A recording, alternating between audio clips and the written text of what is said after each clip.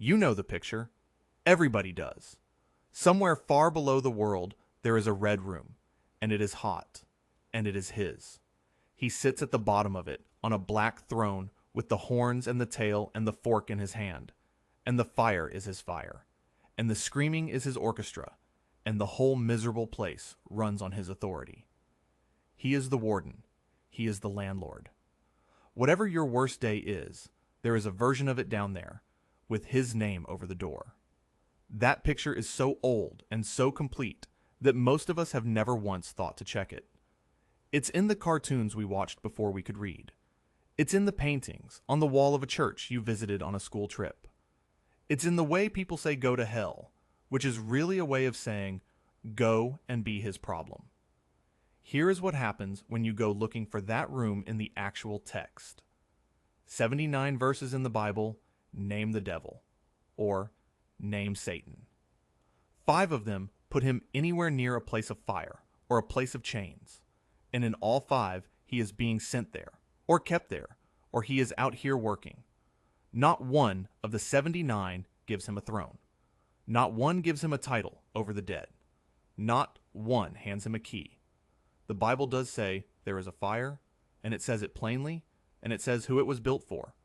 And that verse is where the whole picture starts to come apart, because it isn't a coronation. It's a sentence. Depart from me, you cursed, into the eternal fire, which is prepared for the devil and his angels. Matthew chapter 25, verse 41. Prepared for him, not built by him, not run by him. Prepared for him, the way a cell is prepared for someone who is not in it yet. There is a scene at the beginning of the book of Job that nobody thinks of as being about geography, and it is the most direct answer in the Bible to the question of where the devil is. God asks him, out loud, twice, "Where have you come from?" And Satan answers, "From going back and forth on the earth, and from walking up and down in it." Job, chapter 1, verse 7. And then the writer of Job does something you only do when you want a detail to stick. He asks him again in chapter 2 and prints the same answer again, word for word. From going back and forth on the earth, from walking up and down in it. He wasn't summoned up from anywhere. He came in off the street. And once you have noticed that, it turns up everywhere in the ordinary vocabulary the New Testament uses for him, which isn't the vocabulary of a king in exile. Paul calls him the prince of the power of the air.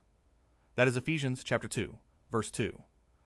The air, the sky over your head, the room you are sitting in. In 2 Corinthians chapter 4, verse 4, he is the God of this world. This one. John's gospel calls him the prince of this world 3 separate times, and all 3 times it is Jesus saying it. Peter says he walks around like a roaring lion, seeking whom he may devour, which is a sentence about a predator loose in a village, not a governor in his palace. And then there is his own boast, which is the part that should settle it, because if he had a kingdom downstairs, this was the moment to mention it. Out in the wilderness, he offers Jesus the whole world, and he says why he is able to. I will give you all this authority and their glory, for it has been delivered to me, and I give it to whomever I want. Luke chapter 4, verse 6. He is bragging. He is bragging at the top of his voice to the one person who would know if he were lying. And what he brags about owning is here. The kingdoms, the glory, the world. He never once claims the other place. He isn't the king of the basement. He's the trouble on your street. Part of how the picture survived is a translation problem, and it's worth being careful about. Because this is the point where a story like this usually turns nasty and starts accusing people of hiding things. Nobody hid anything. Here is the plain version. The Bible uses 4 different words for 4 different things, and English has traditionally flattened all 4 into one word: hell. In the translation this channel uses, the World English Bible, that word does not appear at all, not once in 66 books. Not because anything was taken out, because this translation carries the 4 original words across instead of merging them, And the four aren't variations of each other. They are as different as a graveyard, a waiting room, and a valley you could walk to this afternoon. Sheol is the first, and it is by far the most common, 63 times. Sheol is the grave. Everybody goes there, the good and the bad alike, and it isn't a punishment. The person who shows you what Sheol means is Jacob, and he is not being warned about it. He is a father who has just been handed his son's bloodied coat, and he is refusing to be comforted, and he says this, "For I will go down to Sheol to my son mourning." Genesis chapter 37, verse 35. That's a heartbroken old man saying he expects to end up in the same place as the boy he loved. If Sheol were the fiery pit of the popular picture, that sentence would be a horror. It isn't. It's grief. He means the grave, and he means he wants to be where his son is. Hades is the Greek word for the same idea, and it shows up 11 times. And the one place the Bible actually takes you inside it is a story Jesus tells about a rich man and a beggar called Lazarus. And there is a detail in that story that most people slide straight past. The rich man is in Hades. He is in torment. He is thirsty. He is begging for water. And there is a conversation going on across the gap. He is not talking to the devil. He is talking to Abraham. The person answering him, reasoning with him, telling him no gently, and calling him son while he does it, is Abraham. The whole scene runs through Luke, chapter 16, and there isn't a demon anywhere in it. Nobody with horns appears at all. The devil doesn't even have a walk-on part in the only guided tour of the place the Bible ever gives you. Gehenna comes up 12 times, and this is the one that carries the fire. It's also, and this surprises people, a real location. Gehenna is the valley of the son of Hinnom, on the southwest edge of Jerusalem. It is so ordinary a piece of ground that the book of Joshua uses it twice as a boundary marker, the way you would say, the field behind the church. 11 of those 12 mentions come out of the mouth of Jesus. He isn't inventing a mythical realm. He's naming a valley his listeners had walked past. And the reason that valley was the worst thing he could have named is written down. Kings of Judah burned children there. They have built the high places of Topheth, which is in the valley of the son of Hinnom, to burn their sons and their daughters in the fire, which I didn't command, nor did it come into my mind. Jeremiah chapter 7, verse 31. Nor did it come into my mind. God is saying that the thing that happened in that valley never once occurred to him as something a person might do. You may have heard that Gehenna was Jerusalem's rubbish dump, always smoldering, and that this is where the imagery of the endless fire comes from. It's a lovely, tidy explanation, and it turns up in an enormous number of sermons.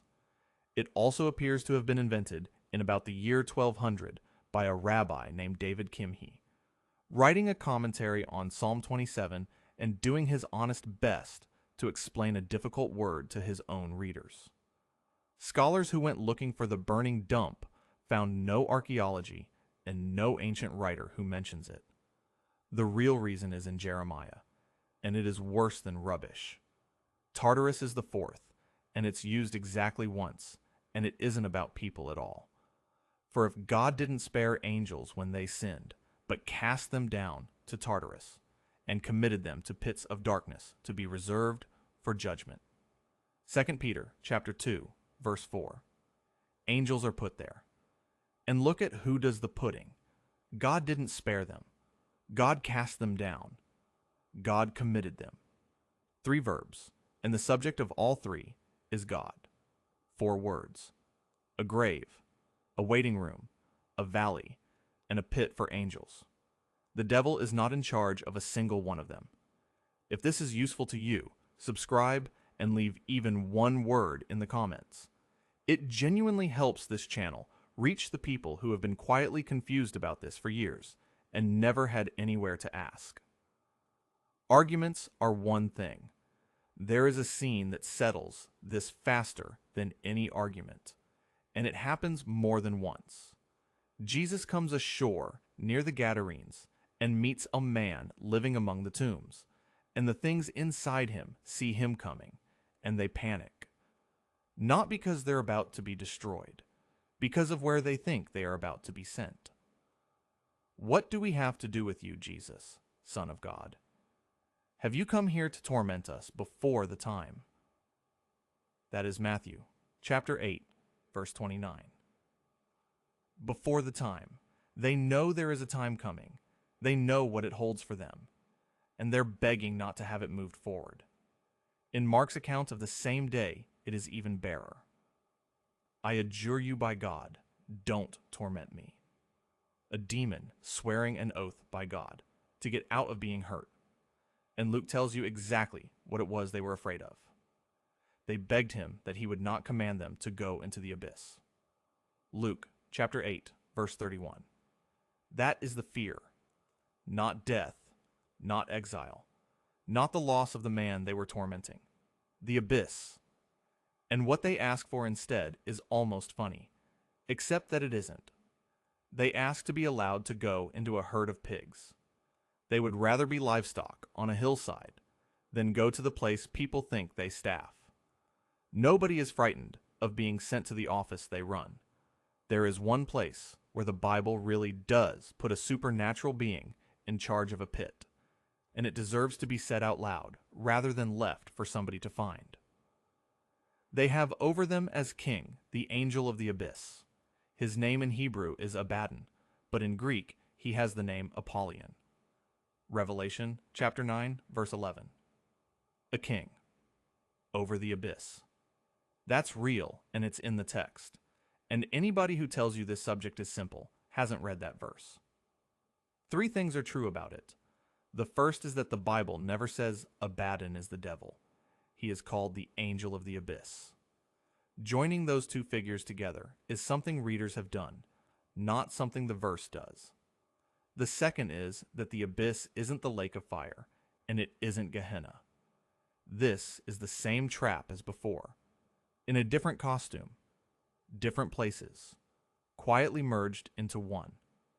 And the third is the one that turns the verse around completely. 11 chapters later, the devil is thrown into that same abyss himself. He seized the dragon, the old serpent, who is the devil and Satan, and bound him for 1,000 years, and cast him into the abyss, and shut it and sealed it over him. Seized, bound, cast, shut, sealed over. 5 verbs, and he is on the receiving end of every one of them. And the angel doing it came down out of heaven holding the key. Even in the chapter that gives the abyss a king, the devil is the inmate. The Bible isn't vague about this. It just answers a question we'd stopped asking. In the first chapter of Revelation, the risen Christ is speaking, and he says something that would be a strange thing to say if somebody else were running the place. I am alive forever and ever. Amen. I have the keys of death and of Hades. Revelation chapter 1, verse 18. He has them. That's a claim of ownership, and it's made by the person the whole book is about. And when Jesus tells his own listeners who they should actually be afraid of, he is careful to point away from the figure everybody expects. But I will warn you whom you should fear. Fear him who, after he is killed, has power to cast into Gehenna. Luke chapter 12, verse 5. The one with the power to cast into Gehenna is God, not the devil. It's the single most direct answer to this question in the New Testament, and it has been sitting in plain view the entire time. Then Revelation chapter 20 lays out the ending, and the devil's part in it is short and entirely passive. He is released from his prison. He goes out and deceives the nations one last time. Fire comes down from heaven and eats the army. And then, the devil who deceived them was thrown into the lake of fire and sulfur, where the beast and the false prophet are also. They will be tormented day and night forever and ever. Thrown into, and then tormented. That last word is the one that ends the argument, because you can't be the master of a torment you're receiving. The whole popular picture rests on him being the one who inflicts it. The text has him on the floor of it. A warden does not get thrown into his own jail. Here's the part that surprised me most, and it is worth being generous about, because the people who built this picture weren't liars. They were artists, and some of them were very great ones. It isn't Dante. Everybody assumes it is Dante, because the Inferno is where the popular geography of hell comes from, the circles and the descent and the tour. But go to the bottom of it and look at what Dante actually does with Satan. He isn't on a throne. He's frozen into a lake of ice up to his chest, three-faced, weeping, chewing on traitors, beating enormous wings that only make the ice around him harder. He can't get out.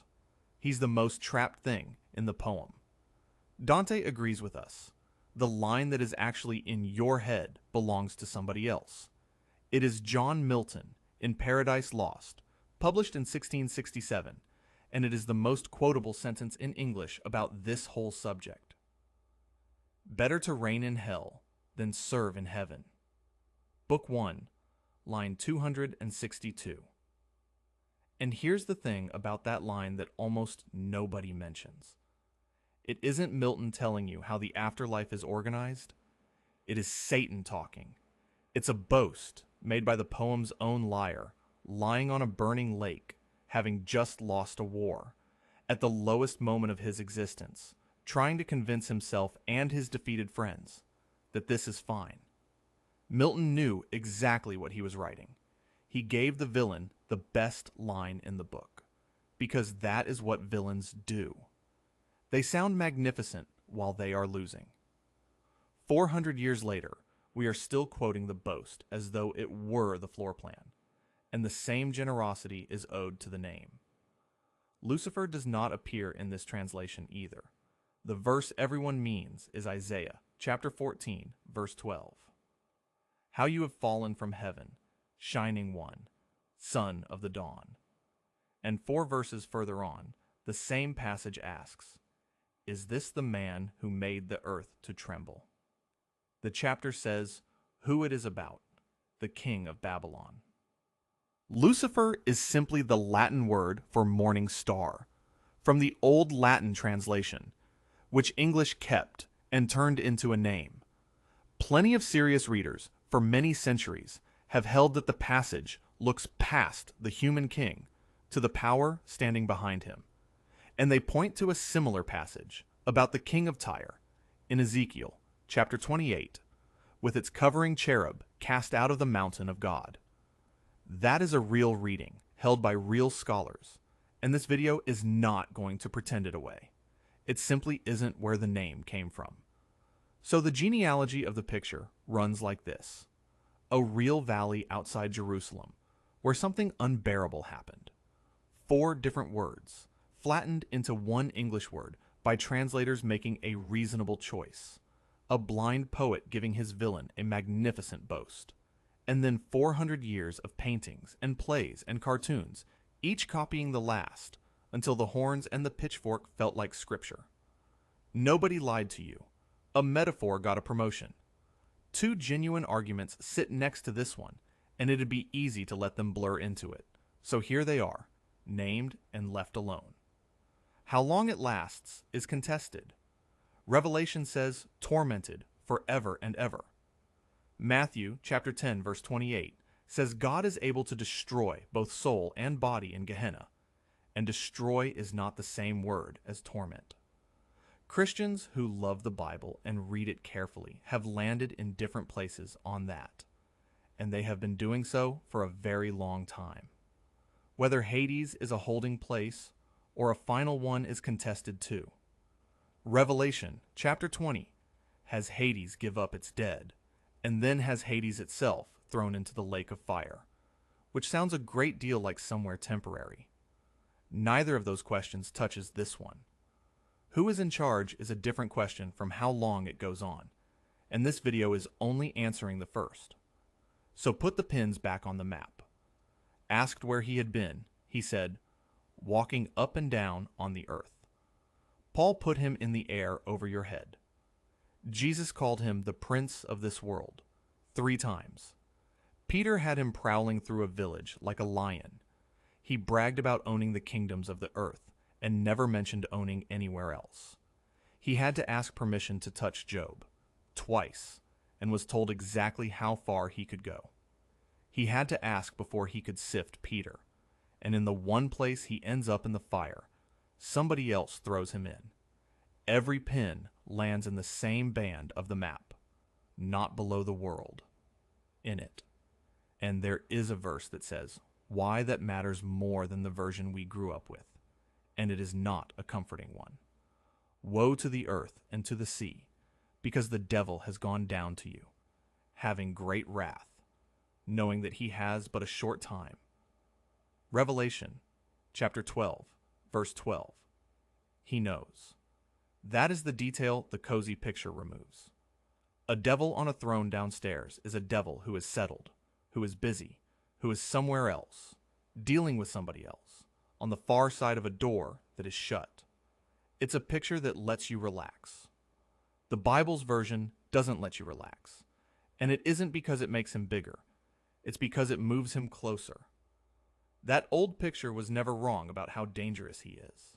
It just had the address wrong, and getting the address wrong made him smaller than he is. It filed him away downstairs, in charge of a place you are not. When the text has him out here, out of time, and running out of it faster than he would like. The fire in the story is real, and it has a name on it, and the name is his. He isn't there yet. He is here, and he's angry, and he knows what the clock says. If you got this far, subscribe, and leave a comment, even one word. If you made it to the end, just say watched.